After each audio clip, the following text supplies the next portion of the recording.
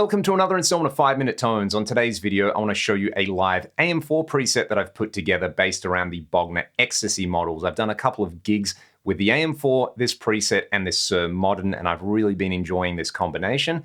Basically, I've got the amp and cab set up for my crunch tone, and then I'm using the amp block output boost, preamp boost, a delay, a phaser set to a uni-vibe, and a wah. It's a very straightforward, no-nonsense rock preset. I'm playing a Modern in drop C with some thornbuckers in it. Let's have a listen to the 4 scenes I've dialed in, then we'll break it down.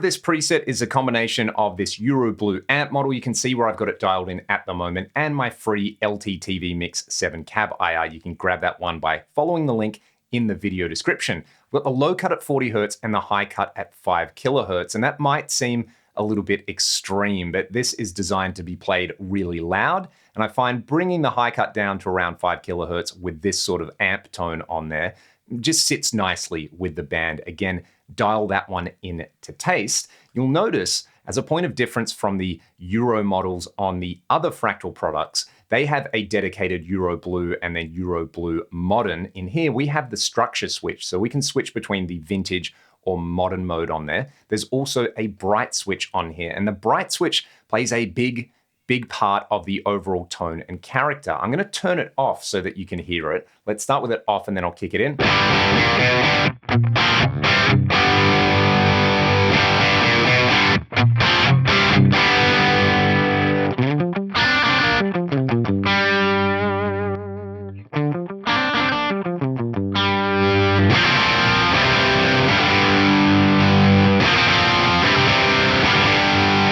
So not only is that bright switch adding some gain, it's changing the behavior when I roll my volume control down. It's a lot brighter and clearer, which I personally like. Now, one thing that I have changed using Expert Edit is I've changed the bright cap value. I've turned it up to 4,700 picofarads. And if you're an amp nerd, you would recognize that as the default bright cap value in a Marshall Plexi. I think it works really well to add a bit more of that Marshall vibe to the ECSTACY models. They can be a little bit smooth for my taste, but turning up that bright cap value just gives it that extra bit of vintage Marshall mojo. Now, on channel B in here, I have the extra feature of using the preamp input boost. So I've set it to the shred boost, and I've set that for 9 dBs of gain on there. Let's have a listen to the settings there. Everything else is the same if I just kick in this shred boost.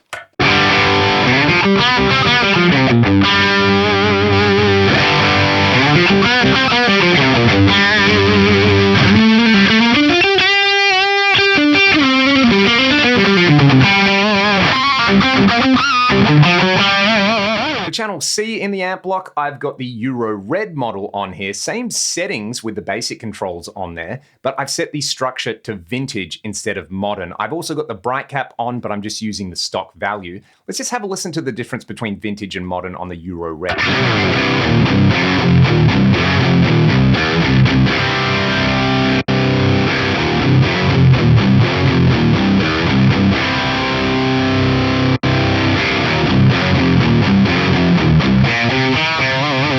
Again, I like that extra Marshall-inspired thrack that I get out of the vintage mode on there. And then similarly, on channel D in Expert Edit, I've got the exact same settings for the Euro Red, but I've kicked in the shred boost on there. So essentially the way I think about this is like an amp with 2 distinct channels and then a boost in front of each channel on there. So they're the core amp tones, and then I've just organized them into scenes over here. For scene 2, I have the mono BBD delay on there, feedback at 30%, mix at 35%, and I have synced this to the tempo that I can tap in on there. Let's have a listen to that one.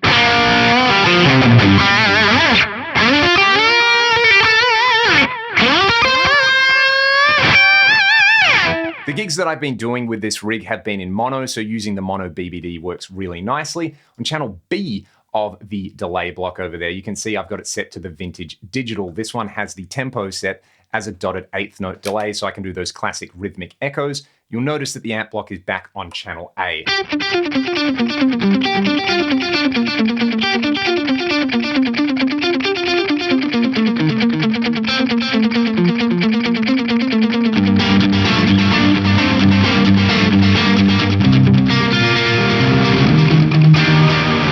Finally, on scene 4, I've got this set up as an alternate lead scene. So I'm using the Euro Red, again with that output boost on so that it's louder. And we remember in Expert Edit, I've got the shred boost on over there. Still with the mono BBD, but I've got the FAS vibe on there for a nice Robin Trower or Hendrix style uni vibe on there. I've also got the option to kick in the wah on here. One thing that I like to do with the wah is just turn the minimum frequency down on there. So let's have a listen to the Euro Red with that boost. Then I'll kick in the uni vibe.